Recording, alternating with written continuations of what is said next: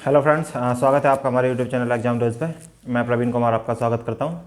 तो दोस्तों, हम पार्लियामेंट पढ़ रहे थे और पार्लियामेंट से रिलेटेड ऑलमोस्ट चीज़ें हम वीडियोज़ के माध्यम से देख चुके थे। तो आज हम बात करेंगे कि पार्लियामेंट की जो कार्यवाहियाँ होती हैं उनमें कुछ स्पेसिफिक जो वर्ड्स होते हैं या टर्मिनोलॉजी जिन्हें बोलते हैं, तो जो प्रमुख शब्दावलियाँ हैं पार्लियामेंट के लिए यूज़ की जाती हैं उनको हम देखेंगे। तो चलिए दोस्तों, शुरू करते हैं। अगर बात की जाए कि सबसे पहले बात करते हैं sessions of parliament and terminology की। तो सेशन होता क्या है? सेशन अर्थात सत्र होता क्या है? तो सत्र या सेशन वह होता है जब पार्लियामेंट की क्या है, बैठक चल रही हो। तो पार्लियामेंट की बैठक चल रही हो, पार्लियामेंट में क्या है, राज्यसभा लोकसभा दोनों आते हैं। तो जब उसकी बैठक चल रही हो तो पार्लियामेंट की बैठक और उसके सत्रावसान प्रोरोगेशन के बीच का जो टाइम पीरियड होता है, जो सिटिंग और प्रोरोगेशन के बीच का जो टाइम पीरियड होता है वह सत्र कहलाता है। अर्थात अगर सिंपल शब्दों में समझें तो जो पार्लियामेंट की मीटिंग होती है वही क्या कहलाती है, सेशन कहलाता है। तो जब सत्र शुरू हुआ जिस दिन से और जिस दिन ख़त्म होता है उस दिन के बीच तक का टाइम सेशन कहलाता है। अगर बात की जाए तो एक होता है रिसेस, क्या होता है, विश्रांति काल। तो यह टर्मिनोलॉजी है, इनसे रिलेटेड कई बार एग्जाम में पूछ लिया जाता है। तो अगर बात की जाए रिसेस या फिर विश्रांति काल की, तो विश्रांति काल वह समय है जब क्या है, हमें पता है कि जो संसद के 3 सेशन चलते हैं, संसद के साल में 3 सेशन चलते हैं। तो एक सेशन से और दूसरे सेशन के बीच का गैप, मान लिया जाए कि कोई पहला सेशन है, उसका लास्ट डे, जब वह सेशन ख़त्म हो गया तो उसका लास्ट डे, और जब दूसरा सेशन शुरू होगा उसका पहला दिन, उन दोनों के बीच का जो गैप होगा वह रिसेस या विश्रांति काल कहलाता है।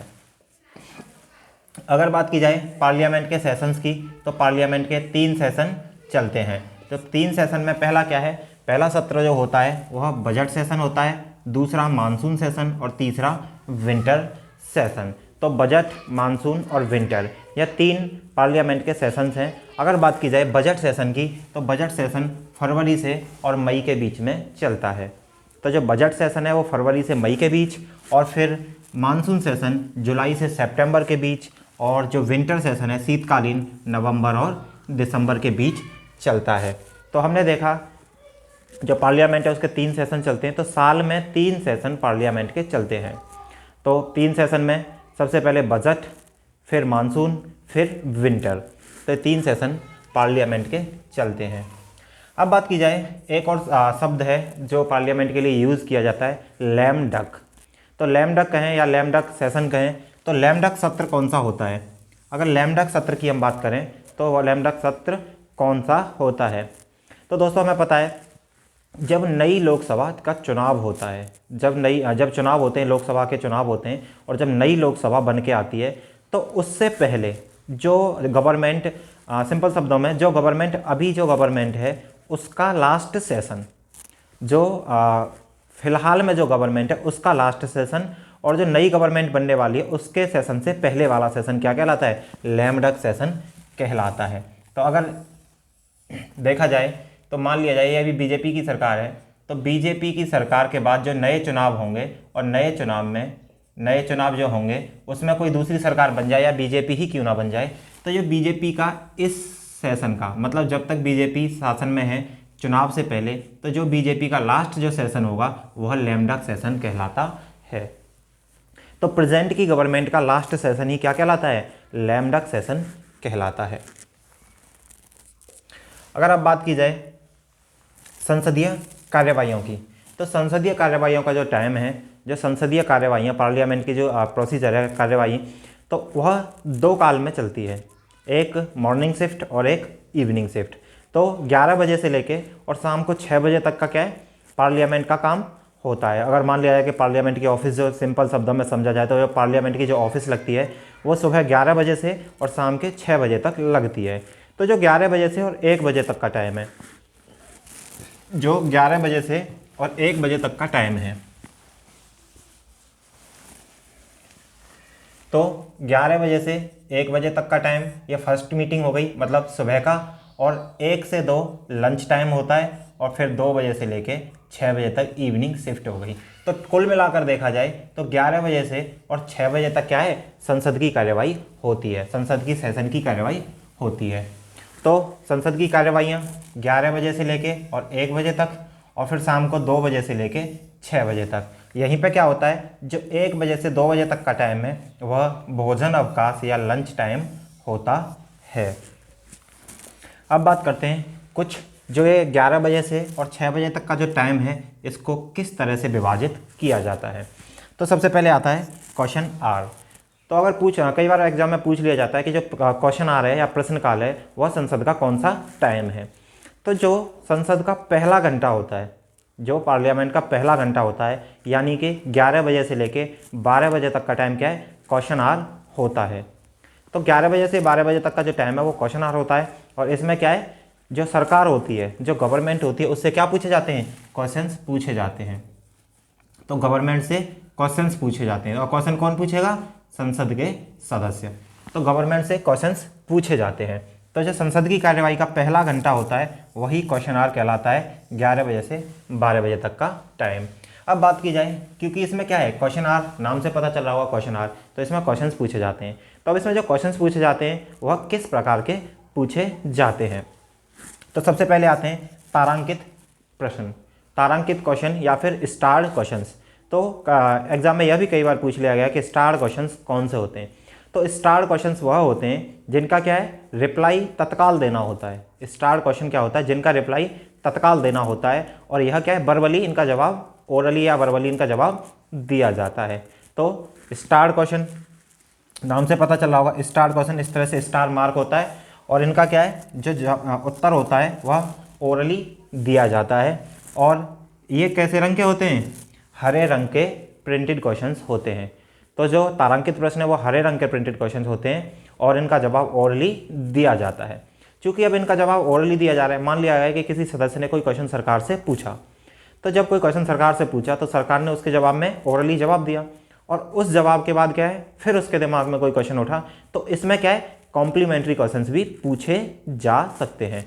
तो स्टार क्वेश्चन में क्या है, कॉम्प्लीमेंट्री क्वेश्चन भी पूछे जा सकते हैं। तो पूरक प्रश्न पूछे जा सकते हैं और इनका उत्तर क्या होता है, तत्काल दिया जाता है और यह हरे रंग से प्रिंटेड होते हैं। अब बात की जाए दूसरे टाइप के क्वेश्चन, ये होते हैं अतारांकित प्रश्न या नॉन स्टार्ड क्वेश्चंस। तो जो नॉन स्टार्ड क्वेश्चंस होते हैं वह क्या होते हैं, ये लिखित रूप में इनका जवाब दिया जाता है। तो स्टार्ड क्वेश्चन का वर्बली ओरली दिया जाता है, लेकिन नॉन स्टार क्वेश्चन जो अतारांकित प्रश्न होते हैं इनका जवाब लिखित में दिया जाता है और 10 दिन से और 21 दिन के बीच का टाइम होता है इनका जवाब देने के लिए। तो सरकार के पास 10 दिन से और 21 दिन का टाइम होता है इनका जवाब देने के लिए। और इनका जो रंग होता है जो क्वेश्चन का, वाइट रंग से ये प्रिंटेड होते हैं। अब हम बात करें तीसरे टाइप का क्वेश्चन, ये होता है शॉर्ट नोटिस क्वेश्चन। तो यहाँ से समझ में आ रहा होगा नाम से, शॉर्ट नोटिस क्वेश्चन। तो शॉर्ट नोटिस क्वेश्चन वह होते हैं जो क्या है, किसी अति महत्वपूर्ण विषय पे, इंपॉर्टेंट सब्जेक्ट पे क्या है, जो इनकी जो इंपॉर्टेंट क्वेश्चंस होते हैं यह किसी अर्जेंट पब्लिक वर्क के होते हैं, अर्जेंट पब्लिक इंटरेस्ट के क्वेश्चंस होते हैं। तो short notice questions urgent public interest के होते हैं और इनका क्या है, ओरली जवाब दिया जा सकता है। और इनका क्या है, 3 से 10 दिन का टाइम इनके पास होता है। अर्थात इनका जो जवाब देने का टाइम है वो 3 से 10 दिन का होता है और यह हल्के गुलाबी रंग से प्रिंटेड होते हैं। तो हमने देखे star question, non star questions और शॉर्ट नोटिस क्वेश्चन। अब बात की जाए 0 आवर की। तो हमने देखा 11 से 12 बजे तक का जो संसद की कार्यवाही का टाइम है वह क्वेश्चन आवर कहलाता है। अब जो 12 से 1 बजे तक का टाइम है वह 0 आवर कहलाता है या शून्यकाल कहलाता है। तो 0 आवर या शून्यकाल, तो प्रश्न पूछा जाता है कि कितने बजे से कितने बजे तक का टाइम क्या है, 0 आवर कहलाता है। जो संसद की कार्यवाही का 12 से और 1 बजे तक का टाइम है वह 0 आवर कहलाता है। मतलब जो क्वेश्चन आवर के जस्ट बाद वाला जो घंटा है, क्वेश्चन आवर 11 से 12 और क्वेश्चन आवर के जस्ट बाद वाला घंटा है वह क्या कहलाता है, 0 आवर कहलाता है। तो 0 आवर जो है यह क्या है, भारत की ही खोज है। तो संसद की कार्यवाही में 0 आवर का कहीं कोई जिक्र नहीं है, यह भारत की ही खोज है। एक्चुअली हुआ क्या था, जब 1962 का क्या था, जब 1962 में एक सत्र चल रहा था उसमें क्या है, ये 0 आवर की खोज की गई थी। तो यह भारत की खोज है। 1962 में इसका 0 आवर का प्रयोग में लाया गया था। और यहाँ से प्रश्न पूछा गया है कि सोमनाथ चटर्जी जो थे, सोमनाथ चटर्जी ने 0 को आतंक का काल कहा है। तो सीधे प्रश्न पूछा गया था कि आतंक का काल 0 को किसने संज्ञा दी है, मतलब 0 को आतंक का काल किसने कहा है। तो सोमनाथ चटर्जी ने 0 को आतंक का काल कहा था। नेक्स्ट बात करें टर्मिनोलॉजी में, तो हाफ एन आवर डिस्कशन। तो जो हाफ एन आवर डिस्कशन होता है या आधे घंटे की चर्चा, यह क्या है, हफ्ते के 3 दिन, मतलब हफ्ते में 3 दिन, जो संसद की कार्यवाही होती है वो 7 दिन होती है। तो जो हफ्ते के 3 दिन है, हफ्ते के 3 दिन में जो लास्ट का आधा घंटा होता है, जो संसद की कार्यवाही का लास्ट का आधा घंटा होता है, वही कहलाता है हाफ एन आवर डिस्कशन। तो आधे घंटे की चर्चा। तो हफ्ते के 3 दिन, हफ्ते में कौन कौन से दिन, सोमवार को होगा, मंगलवार को छोड़ दिया जाएगा, फिर बुधवार को होगा, फिर बृहस्पतिवार को छोड़ दिया जाएगा और शुक्रवार को होगा। तो ये 3 दिन डिसाइड है, सोमवार, बुधवार और शुक्रवार। इसमें क्या होता है, जो कोई इम्पोर्टेंट विषय होता है जिसके बारे में पहले प्रश्न पूछ लिया गया हो, मतलब सदन में क्या है उसके बारे में पहले प्रश्न पूछ लिया गया हो। तो अभी उसी पे क्या है, मान लिया जाए कि कोई प्रश्न छूट गया या महत्वपूर्ण विषय की चीज़ें छूट गई, तो उस पर क्या है, हफ्ते में 3 दिन डिसाइड कर लिए जाते हैं, सोमवार और बुधवार और शुक्रवार। और इसमें क्या है, जो संसद का जो कार्यवाही का लास्ट का आधा घंटा होता है उसमें इस चीज़ पर डिस्कशन होता है। तो इसकी 3 दिन पहले सूचना दे देते हैं लिखित में कि जो हाफ एन आवर डिस्कशन इस दिन किया जाएगा। तो हमने हाफ एन आवर डिस्कशन देखा। नेक्स्ट बात करें तो मोशन ऑफ थैंक्स या धन्यवाद प्रस्ताव। तो धन्यवाद प्रस्ताव क्या है, धन्यवाद प्रस्ताव वह है कि जब क्या है, राष्ट्रपति महोदय जो होते हैं, धन्यवाद प्रस्ताव में राष्ट्रपति महोदय का एक अभिभाषण होता है, जो राष्ट्रपति महोदय की स्पीच होती है संसद में। तो उसके बाद क्या होता है, राष्ट्रपति क्या करते हैं, जो सरकार की नीतियां हैं और जो काम है उनके बारे में राष्ट्रपति संसद में बताते हैं। तो सरकार की नीतियां और कामों के बारे में राष्ट्रपति जब संसद में बताते हैं तो वह इनकी जो सचिवालय द्वारा इनका भाषण तैयार किया जाता है। तो राष्ट्रपति का भाषण क्या है, सचिवालय द्वारा, तो सचिवालय द्वारा जब ये तैयार किया जाता है और वह अपना भाषण पढ़ देते हैं और सरकार की नीतियों के बारे में बताते हैं, तो उसके बाद क्या है, इनका क्या है, राष्ट्रपति के लिए क्या लाया जाता है, धन्यवाद प्रस्ताव लाया जाता है। तो जो इन्होंने सरकार की नीतियां लाई हैं, तो उसमें क्या है, संसद के सदस्य जो हैं इनकी क्या करते हैं, उस पर चर्चा करते हैं, और चर्चा करते हैं तो साथ में क्या होती हैं, आलोचनाएं भी होती हैं। तो धन्यवाद आर्ज में क्या होता है, चर्चा और आलोचना दोनों होती हैं। और यह राष्ट्रपति के लिए धन्यवाद मोशन लाया जाता है या मोशन ऑफ थैंक्स लाया जाता है, क्योंकि जब राष्ट्रपति क्या है अपना भाषण देते हैं सदन में और वह सरकार की नीतियों के बारे में बताते हैं, उसके बाद इनका धन्यवाद प्रस्ताव लाया जाता है। तो उम्मीद करता हूँ यहाँ तक आपको समझ में आया होगा। अब बात करें अविश्वास प्रस्ताव की, तो नो कॉन्फिडेंस मोशन। तो अविश्वास प्रस्ताव या नो कॉन्फिडेंस मोशन की बात की जाए तो यह कहाँ लाया जाएगा, सिर्फ लोकसभा में लाया जाता है।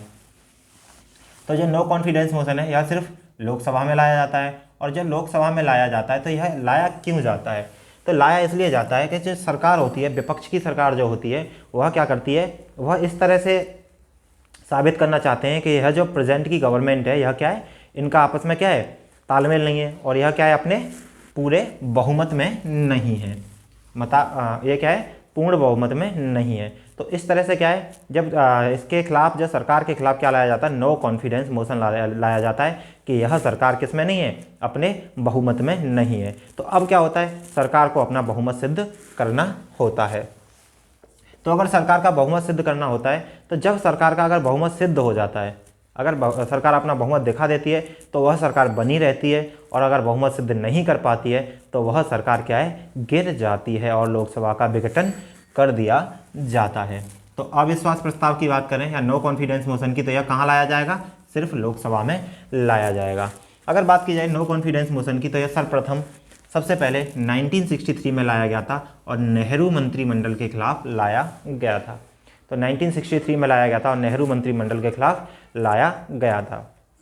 बात करें कि कुल अब तक कितनी बार नो कॉन्फिडेंस मोशन लाया गया है, तो 27 बार अब तक क्या है, नो कॉन्फिडेंस मोशन लाया गया है। लेकिन जिसमें से एक बार क्या है, एक बार 1978 में यह पास हुआ था। मतलब 27 बार नो कॉन्फिडेंस मोशन लाया गया है, जिसमें से सिर्फ एक ही बार पास हुआ था। और एक्चुअली पास भी क्या हुआ था, इसके पास होने से पहले ही, या फिर यह बहुमत सिद्ध नहीं कर पा रहे थे, उससे पहले ही क्या था, इन्होंने अपनी इस्तीफा दे दिया था। और यह किसकी सरकार थी, मोरारजी देसाई जी की सरकार थी।